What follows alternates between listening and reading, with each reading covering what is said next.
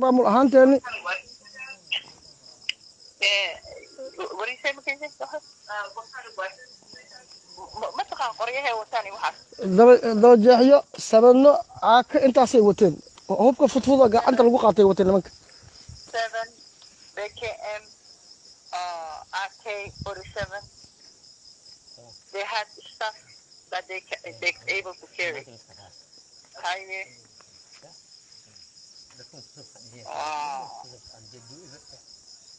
oh my god yeah this is just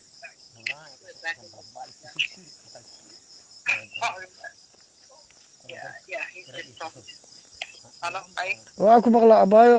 marka waxaan rabnaa waa wada shaqaynaynaa waxaan la malayga biyuhu ku weyn yahay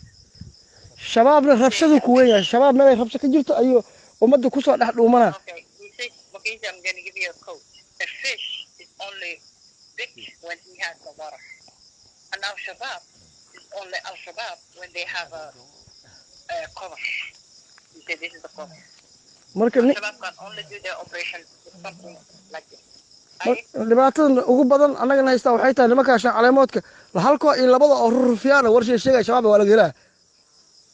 laakiin ciidan rigli ma qabaan laakiin nimankan heer gaal jecel waxay heli karaan ciidan kun ama ku dhawaad oo ciidan shabaab ay heli karaan gaal jecel can really bring the 1,000 almost 1,000 members of gaal jecel Shabab but Shanta Alain you might find 1 or 2 or 3 or 4 but gaal jecel you can find a whole military battalion from Al-Shabaab that is gaal jecel that will help gaal jecel sidaa daraaddeedii eeriyadiina seef ka dhigta cid alle ciddii maleeshiya ha ahaato ama aawe wixii rabta ha ahaato eeriyada seef ka dhigta ka ceyriya eeriyadiina oo dhan si aan loo soo gabanin so now business is back in BMA he said everything is BMA in the middle and you got 2 tribes that live both of them BMA have fighting it one tribe mostly Al-Shabaab and he said that's like this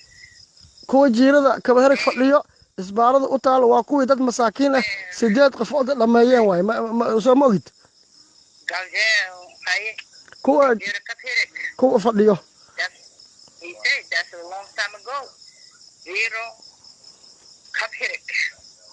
all back in the same militia group around here so everything now is going to evolve to BMA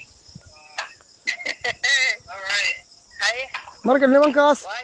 oo baleeshida beelaha ee meesha iska bixiyeen naga dheelaadan sababtoo ah another group leaders here they're going to get people and we're in the middle and it's up to you he said what you guys going to do because they're going to definitely have their people have their checkpoints everything now while the BMA I had the feeling ka shidanya he said the latest movie is on in BMA marka waxaan ka rabaa nimanka jiirka weerig fadhiyaan meesha ha laga ceyriyo oo si meesha aan loogu soo gabanin haddii kale ninka dadkiisa la dhameeyey meesha waa imaana sabana la isku garaaca sabankii ayaga lagu soo tuuro xaggiina u soo dhaca whatever is going to be fired each other Shanta Alain will come after them Gal will come after Shanta Alain and BMA is in the middle we're in the middle yeah so this is how marka sidaa daraaddeed waxaa la shar meeshay kaaga dhowda la iska dheereeyaa nimankaas iska dheereeya yeah his advice is that we should eliminate no one gets close to our base yeah okay close inshallah marka